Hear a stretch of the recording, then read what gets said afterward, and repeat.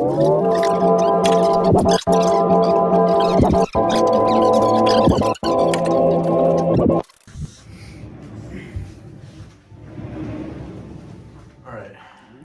What do I say for the intro? Like, read the intro now, because we're just like, like, I'm trying not to laugh as you read the intro. Who's favorite?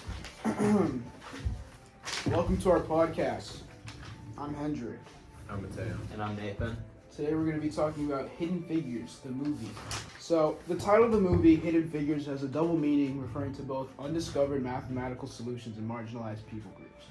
How do you see both of these meanings unfold throughout the movie? Well, I think right off the bat, through the start of the movie, all the main characters, these women of these like white men. Reset it. No, we can walk in, bro. Hi. So I'm gonna say right off the bat. No, we're starting with marginalized people groups. So how are they like? Undiscovered math solutions. Drake, you want to start this off? Talk about. So the title Hidden Figures obviously has a connection to the rest of the movie. So these marginalized people and groups, women of color, unrepresented religions and whatnot, such as Nathan. What do you mean, like, underrepresented religious groups? What are examples of that in the movie? Jewish people.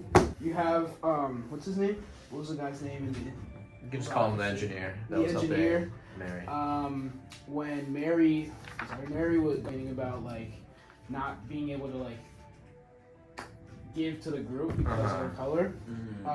The main engineer, he's a Jewish person. Yes. So he has to work just as hard as her.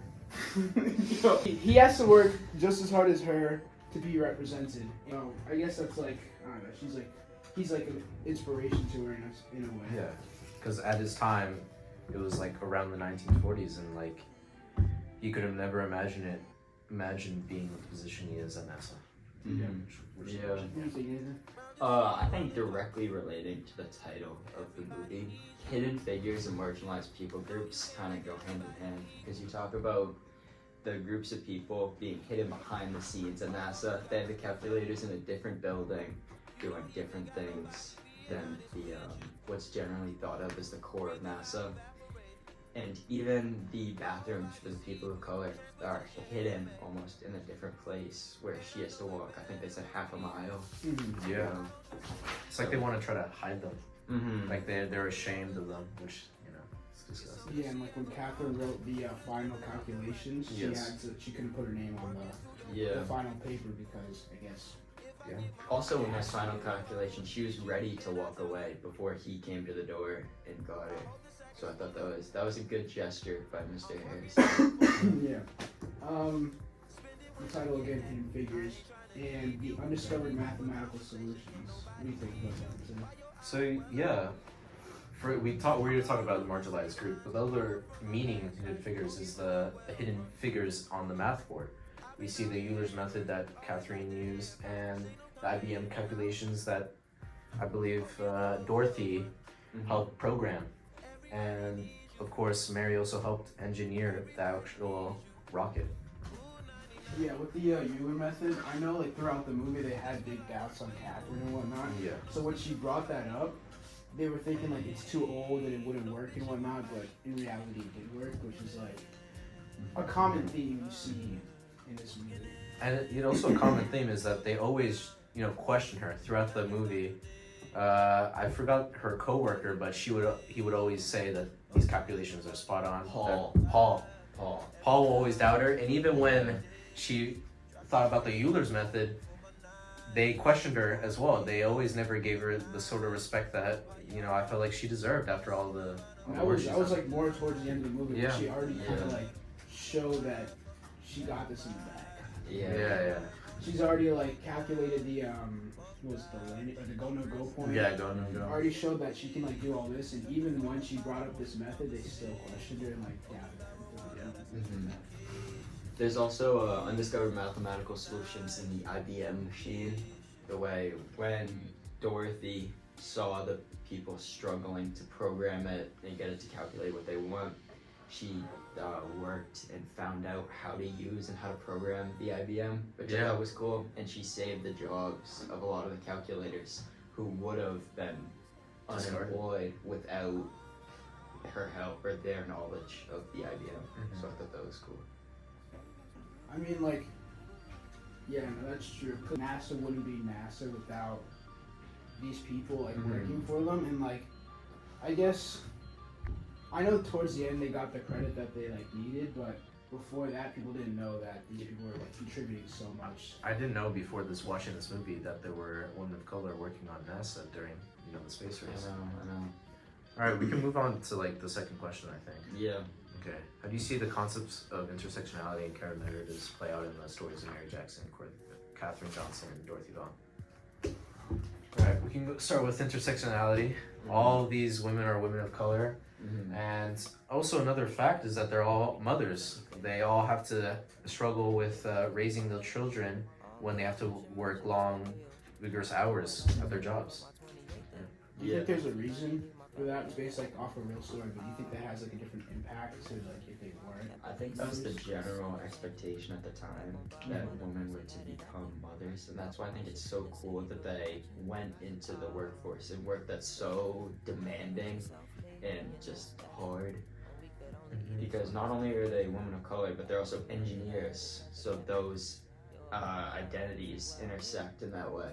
Yeah, I mean, continue on the point that you made that society expects them to be mothers. Even I believe Mary's husband didn't want her to pursue this engineering career because she was a woman, and be realistic. It was Who was the guy that Catherine started or like married? Remember the guy? Oh, the general. Yeah. Yeah, where he kind of said he didn't know people like her worked at NASA. He got really offended with that. That's also again going back to the title Hidden Figures. He didn't know that women could work at NASA, especially women of color. That almost falls more under counter narratives than intersectionality because they're breaking the dominant narrative. Yeah. We also see this in the court case where Mary was granted to take night classes at a high school, breaking the dominant narrative. And when she walks in, the professor is almost confused and surprised that a woman of color has been granted to take the class. Yeah, it's also in the big meeting where Catherine told Harrison, where she told Harrison who's the boss here, and all the men that were inside were really confused on why there was a woman, especially a black woman, in this really important meeting. So she was breaking barriers in that moment. More often than not, when we think of the 1960s, and so we always think about the racism that they faced, but we also have to view their intersectionality. These women have to face a lot of sexism, and we talked about this a lot. Yeah. Already. So that's how all that intersectionality plays together. See what other counter narratives they are. We can talk about they didn't work at those big jobs. For example, Mary was a mathematician, or Mary was an engineer. Catherine was a mathematician, and Dorothy was a supervisor. Yeah. I guess the counter narrative here is women back then couldn't handle these big jobs and big responsibilities. Yeah. But they all kind of showed that they're actually better than what most people can do. These men, with Catherine, she was able to calculate more thoroughly and better than any of those women in those offices can do. Kind of bouncing off that, if you notice, the only other women that were employed at NASA besides the calculators were not receptionists. What do you call them? Miss Jackson. Yes.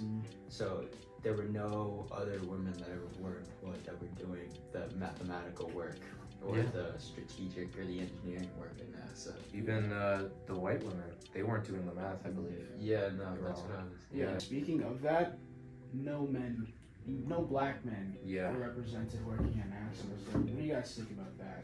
I think recalling from a previous class, we wanted someone to control, and the dominant narrative at that time was that these women of color were just pawns that they could just use, and they are easily discardable, like they were going to do to the calculators. Yeah. So, going off of that, black men were perceived as violent, Yeah. aggressive, and probably not capable enough. So like with these black women, they can easily like throw them away, tell them to do what they want, and like not have to worry about any violence or like Keep them in control. retaliation. You saw some of that discardingness almost. Like they were prepared to just let go of all the calculators. Mhm. Because when they offered Dorothy the position, she asked what happened to her coworkers, Yeah. and they said things changed at NASA. You know, Mhm. I also want to talk about before we leave, like who was Dorothy always, fighting against? Sort of that white woman. that was Miss Yeah. Jackson, right? Miss. Yeah. She didn't even realize she was being racist that whole Mhm. time. She was like, "I have nothing against you, your people," and Dorothy said, "I bet you believe that." That was the bathroom scene, right? Yes. So I guess like back then, some people were aware, but like they didn't realize like the extent to like what they were doing. So Yeah. like in that scene, she like fully believed that like cared about these people and like she respects them. But like the reality was that she had no respect for them Yeah. and was always being kind of like Rude. rude to them. Her behavior was normalized Mhm. at that time. There was nobody that would step in and say what you're doing is wrong, what you're doing isn't right. So you could let some people let their internal bias take over. That's why segregation was so prominent throughout the South and even the North. Yeah, speaking of that, like Mr. Harrison, he kind of broke that like normality of that. So he was Yeah. like, here at NASA, like you aren't just a color, you aren't just that. I forgot what he said exactly. I remember It was something about all the colors, like green, orange. After he knocked down the bathroom signs, that was one of my favorite scenes. I he thought also was said cool. that we all pay the same color. Mhm. We all pay the that- same that's color what in it NASA. was. That, yeah. So like it didn't matter what you looked like or who you are, as long as you can contribute Yeah. to NASA and like help them move forward, like they don't see color or like anything. Yeah. Which I thought was very impactful in the movie. Yeah. We didn't laugh!